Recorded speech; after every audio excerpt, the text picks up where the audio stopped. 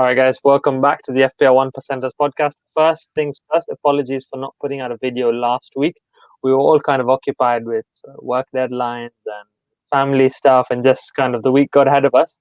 And then there was a Friday deadline as well. So, I just got a little bit occupied. I did play my wild card as well, so that was on the front of my mind. Just to give you an idea, both Hass and I played our wild cards, and we both did it late on a Friday evening, I think. But the results show that maybe a lack of planning is better, for me at least, because it went quite well. Hammer, how are you?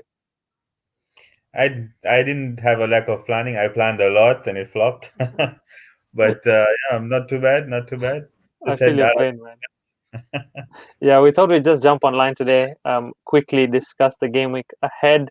It's another Friday deadline as well, and we didn't want to leave it a couple of weeks without having a bit of a chat. Mostly so that I can discuss with you what your double game week plans are, more than anything else. Yeah, it's a small double gaming, right? It's just Spurs technically, and Crystal Palace doesn't play, so we'll see what to do. But I already had Kane and I already have Reguilon, so probably just bring in some. Oh, you got Reguilon as well. He's a shout, to be honest, because Ben Davies doesn't look like he's going to be back for a while. Yeah, I think Reguilon's like nailed on, and then if you want someone else, I think Hugo Lloris is the best bet, right? That's a good shout as well. Yeah, I've got Mendy at the moment. Before we jump into it, we are brought to you by Footsapp. It's a fantastic app. All the links are in the bio. Please check them out. And let's get straight into it. This week, we've got the results from last week, as well as the Kings of the Game Week, just to give us a bit of an idea of how things went. How many of these players you had? I had two of them, I think. Nice. Yeah, I had Dallas and Lingard, but Dallas was my third bench, and I had two guys who didn't play. Crespo got 0 and 17 sit on the bench. Oh wow, that's painful, man. Yeah, just for some insight for everyone, I had Dallas this week, and I had Pereira with 21 last week. So that's my excuse for not having a podcast last week. I was too depressed. Yeah, too distraught after the last 40 points on the match. That's kind of a summing up of how the season has gone for us at different times, Honestly, yeah, like I played my wild card, and went to sort of my midfield. I went with Salah and Jota, but I was so close at the last minute to switching it to KDB, because I had this feeling that KDB is going to smash it, even though I didn't bring him in because they don't play in 33. I just still had a feeling that he was going to smash against Leeds. How wrong was I, basically? Yeah, that's the overthinking, right? Yeah. Like we kept overthinking all year. Yeah, and so somehow Friday got quite busy as well at work, and so I was like, you know what, kept delaying doing the wildcard, and then finally played it at 5:30 with the deadline at 6:30. And you remember me calling you as well to talk it over. So didn't have too much time to think, and it worked out well because I went to the template, and then it worked out even better when I sent it in the group and Has said, "Wow, our team is just similar except for 2 players." Yeah, I was like, "Okay, brilliant." So he was worried because he was worried he's doing something wrong. I was thrilled because I was doing something right, clearly. But yeah, it worked out all right. 70 points, and the thing is, it jumped rank a bit as well. Which, I mean, it's a bit late to be focusing on rank now, but I think my revised aim is top 10%. So I went to 700k, which is FPL 10%. So we could lie. Our logo looks like 1 and then the ball. And a 0, yeah, 100%, man. Yeah, this year's a 10%. Yeah, it's a bit of an anomaly, but looking forward to next season already. Yeah, that's the thing. So I was speaking to Kazim, and I said the same thing, that forget this year, start planning for next year. Yeah, 100%. 100%. Last pod was a couple of weeks ago, where we did quite a deep dive into like fixtures and teams and who to look out for and who to not look out for. How do you think it's going so far with the results this week? So Leicester, decent run. Were meant to have a decent run. So Iheanacho brought some goals in. I guess theirs is a bit of an issue with all the players that are out, right? Yeah, I think with Maddison being 50-50, Harvey Barnes being out, Iheanacho seems like the guy that's being favored, right? And rightfully so. Like, he's got 7 goals in the last few weeks. Yeah. So yeah, he deserves a spot. I didn't even, to be honest, I didn't even realize he was in form. I think until this week, once everyone started bringing him in, it's like, oh man. Okay. It's been one of those. Everywhere I was looking, he was on everyone's templates for wildcards and sort of. But West Ham again, 3 goals. Last 3 weeks they've scored 3 goals, and they've, I think, 3-2. Yeah, they beat Wolves, and 3-2 they beat Leicester as well. Yeah, Yeah, I think Lingard's the guy, right? Like everyone knows now. Lingard's the guy, man. Honestly, Lingard's the guy. Something's clicked there, and he's Yeah. playing like Messi now. Yeah, Chelsea scored goals as well. Leeds beat City. I mean, I don't want to talk about it because I dropped Dallas from this team, my new team. I mean, still Yeah, not too much harm, but the advantage was that most people didn't play him, yeah, and but he returned. Bamford returned before he got pulled at halftime, but Rafinha didn't. But I guess I'm still holding on to him. And let's look at these fixtures now. So it's been revised a little bit. We talk about double game week. So there's a double game week for Spurs, Everton, and Southampton. And it's only a double game week for Spurs, and Palace don't play, I believe, right? yeah. Palace. Passes games. Yeah, Anyone else doesn't play? Fulham? No, Fulham don't play next week, I think. Just Palace, yeah. Okay, but what are your thoughts on that? You said briefly, Son. You have Reguilon and Kane, yeah. Yeah, so I'm going with the Spurs triple up. I think Yeah. most people will, right? Mm, Kane, Son, and Reguilon are my three. mm, You could take a risk and go with either Hugo Lloris or an extra midfielder, but yeah. I don't really know who from Spurs from their midfield would do well besides Mm, Son, mm. right? Yeah, it's a bit of a tricky one. Yeah, Bale maybe 3 weeks ago when he was favored, but Just before we brought him in, yeah. Just before I brought him in, although. yeah, just and I blame him this time because he made his comments on going back to Madrid. Mm-hmm. I Yeah, think that's when Mourinho just flipped and said, "All right, if you don't want to play, that's it." yeah, yeah. So I feel so. I have a bit of a dilemma actually. So I've got a midfield of Salah, Jota, Lingard, Rafinha, and one more who I know I can't drop as well. So I'm debating whether I can make space for Son. Right, it's a bit of a tricky one. I can't do it as a 1-for-1. And Yeah, well, Bruno, sorry, and I've got Bruno as well. So Bruno, Salah, Jota, Lingard, and Rafinha. Now you're yeah, like, do I make space for Son? If I do, then if I drop one player, if I do a 1-for-1, it has to be dropping a Fernandez or dropping a Salah. yeah, Right now, Salah against Leeds, even if it's a 1 week punt, yeah, dropping yeah, Salah against Leeds, like, is it worth it? Like they're chasing top four as well, same as Spurs. They can score 5 goals against. They scored 4 goals against Leeds in the first game of the season as well. That was his biggest hole, I think. Still, yeah. No, I keep Salah. I keep Salah. I would keep Jota. Um, yeah, because if you're making a move now, you have to expect that you don't want that guy for that long term. Like even Bruno, if you drop him, I'm losing. And even if anyone else was dropping him, they'd lose quite a bit of team value. So you'd be yeah, like, I know United play Burnley, and he hasn't been really returning too much. yeah. He's been 50-50, but he plays Burnley and then Leeds, Mm, right? yeah, I don't know if yeah, it's worth dropping him mm, unless if you can somehow bring him back for the Leeds game, yeah. then it makes sense, right? That But might be yeah, worth more of a 1 week punt than potentially a like a dropping Salah. You drop if you had to drop one for Son, would you? Firstly, um, it's tough. mm, It's tough, but I would probably do Bruno for Son only mm, because Son plays 2 games. Bruno's not been in form, mm, right? yeah, So the yeah, greater potential that Son will do better, yeah, right? And then they don't play in the next week anyway. So then you get Bruno back the week after yeah, against Leeds. yeah. Um, True. That's also to say that you don't have any other issues with your team, right? Like yeah, you're and on a the value, freshly wildcarded team, and then the value whether you can actually bring him back in. I mean, yeah, if you're going full tilt till the end of the season, then you're like, okay, value doesn't matter that much if I can just bring in Bruno back, even at his higher price. yeah.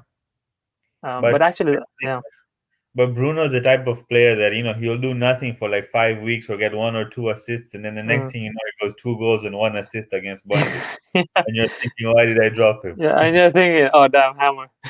Yeah, Yeah, and so then, Bruno's return. I mean, they haven't been too bad. Last five, actually, no, they have 2, 5, 3, and 10. So I mean, his return, not return, return, not return. So it's been there or thereabouts. It's just the appeal of the double game week. I mean, I've been trapped too many times as a double game week trap. But and they do play 2 decent teams, right? It's Everton and yeah, Southampton, two yeah. decent teams. So you Everton never, played like 6 defenders as well this last week, by the way. Yeah, they just went full out. Honestly, Mason Holgate was in the middle as well, if I'm not mistaken. He Yeah, played he five was. at the back end, Mason Holgate in midfield as well. So yeah, they're not looking to concede. And No, then on the Everton other, fighting for top four too, right? yeah, yeah, They're trying to get there. Southampton's in the middle. Like they might do well, might not do well, but recently they've been doing decently well defensively. they lost to West Brom, man, 3-0 though. Yeah, like besides that, but Yeah, yeah, they'd kind of fixed up a little bit. I was looking, I've got Fraser yeah, Forster as my second keeper as well. yeah, So, so yeah, yeah, and yeah. I take the risk if depending on your position. If you're yeah, top, yeah, if you're first in your league and just trying to keep your spot, yeah. maybe It keep Bruno. depends what else you want to do, right? Like if you want to go and build out and you don't have a Kane, then I would make the moves to get in Kane, right? Yeah, Firstly, yeah, right? And if you don't, don't have a Lingard, then maybe that's something you look at as well. And it really depends on your team story. But yeah, if you're looking at a 1-for-1 and you already own Kane, then so that makes sense. yeah. I think the way I would put it is if you have Kane and you have a Spurs defender Mm, and you don't have a Liverpool player, mm, I'd be looking at a Liverpool midfielder over Son. Like I'd be looking at Salah or Jota instead of mm. Son. Right? Okay, yeah, that makes sense. They play That Leeds makes in sense. Newcastle the next 2 weeks. Yeah, no, their run is too good. I like with Jota and Salah, I'm just thinking to hold them till the end of the season and they'll pay themselves off, I think. Yeah, easily. Trent as well. So my other option last week when I played the workout, I was like, okay, fine. I do need to see whether I want to get Son in. And then the other option was take a -4 and get rid of Trent and Jota, or Trent and Jota maybe, and then bring in Son. But then you're ripping up your team too much, I think. Then Trent scored in the last minute as well. Did you watch that Liverpool game? I didn't see it, no, but I heard about the Mate, goal. fine, the goal you heard about, but what you didn't hear about was 5-yard passes Trent was struggling with. Honestly, he hit two of them straight into touch. And I was like watching it. Dallas had already scored his 2 goals, I think. And I was like, what have I done, man? Yeah. So you went with the price. yeah, honestly. What did make me happy was on Friday night, I was watching Wolves, such a dull 0-0, and they scored in the last minute, which was fine. But now they kept a clean sheet, which is massive. And now they play Sheffield, Burnley, West Brom, and Brighton. So Connor Cody, I'm quite excited about. Rob Holding seems to be starting again. He's another shout. What would you say about Arsenal in general as well? They play Fulham, Everton, and Newcastle. Also, it's still to look at, right? Nothing to convince you otherwise, because these are the teams we looked at last time. Yeah, I know. Fulham's well right now. They're doing well. Everton's good. Newcastle, like that's the team I think everyone's gonna beat up on. Mm-hmm. Um, I don't know if but they're gonna go. Yeah, they're gonna go down. I don't think so, man. I think they're gonna just stay up just about, just because they have decent players. I don't even think it's about their players. It's the bottom three are so far. Like they Yeah, need that's the thing. Like even West Brom won 2, and they're still so far away. yeah, like they need to win so many games just to make up the gap. Like Newcastle win one game and the Yeah, gap's widened again. Like it doesn't make sense. yeah, Right? But exactly. yeah, And it's not going back necessary. to Arsenal, yeah, I think Lacazette looks really good right now, especially Scored now today that as well. Yeah, yeah, he scored today as well. Especially now we know that Oba is sick, yeah. right? So he's out. So that means Laka's playing 100%, Mm, right? So that's a good Lacazette shot. seems like they nailed on for the striker position. But again, if you have Kane and Iheanacho, Yeah, that's tough. It's tough to bring it's in tough to Lacazette. afford. But the upside is fine. He's a little bit more expensive, but you are kind of looking in a weird way to fill the striker slots. Whereas if you can't find space for Saka, you could more easily find space for Laka. Yeah, easily. Yeah, Yeah. Okay, yeah. that makes sense. Anything else to add on fixtures?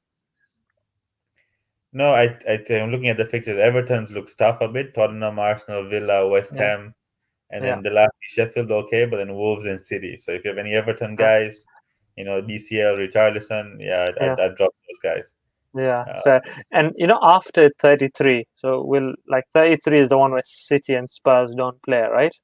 mhm. So we'll look at that. But going after that, if you see Spurs' run, Sheffield, Leeds, Wolves, Villa, um, you'd Yeah, hold a Kane through the blank, right?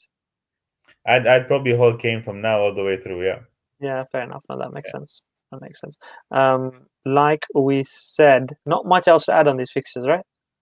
yeah. Well, we have like what, four fixtures or two fixtures technically that are still to be TBA. Yeah. So We'll see. Southampton, Palace, and Everton, Newcastle. Everton, Villa, rather. Everton, Villa. Yeah. Okay. Right. Nice. So we still have 2 more, or at least 1 more double game week. Yeah.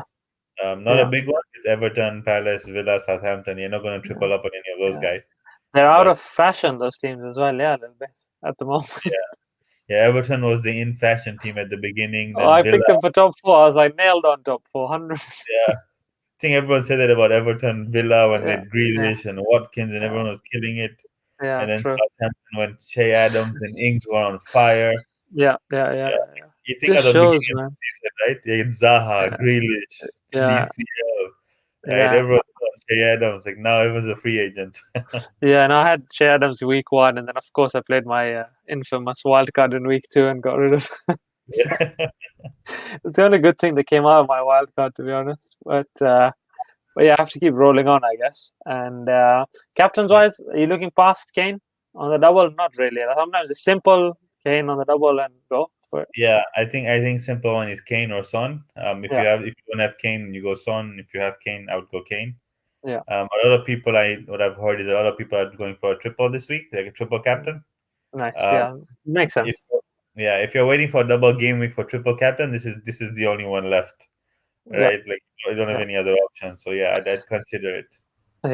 Yeah, fair enough. Or if you're like me and you love points at the end of the season, then you're saving it for game week 38. That's also fine.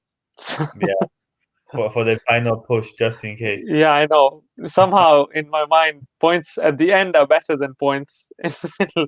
Makes no sense, but we move. It's worked so far. To be fair, that's how everyone feels, right? Like, what's the difference between game week 32 and game week 15? Right? There's none. But it just feels better if you use that mental thing. Yeah.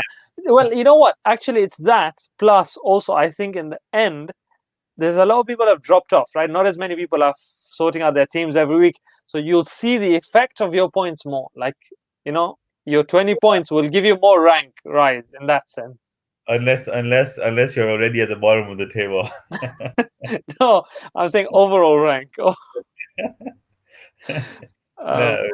In that sense, fine. You might see a bit because people have stopped trying. So, but yeah, I see. It literally makes no difference. But yeah, for some reason, I've done it for the last few years. I'm going to keep to it. It's always given me 10 plus points, so I can't complain.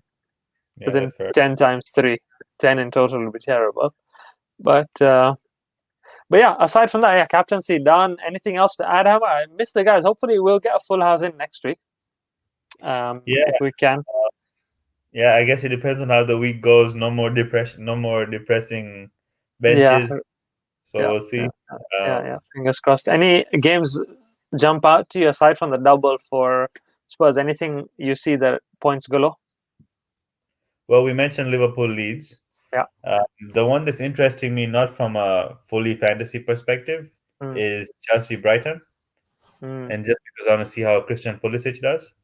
He's rounding into form. So for the last maybe 4 or 5 weeks of the season, he could be a good bet. We'll see how he does. And then City Villa. And this is fully selfish reasons, but if United beat Burnley, we're 8 points behind. If City bench their team, who knows if we can start making up the gap there. And then full trust in Villa. Let's go Villa. When they did list Leeds, it was a bit of a bonus. So yeah, fair enough. Exciting times. Dare to dream. But yeah, nonetheless, thanks for jumping online. Guys, if you enjoyed the video, like, subscribe, and all the rest of it. Anything else in the comments down below. But yeah, good luck with the game week. Friday deadline, so make sure you get your teams in before 6:30 in the UK. And yeah, that's it. Good luck. Take care.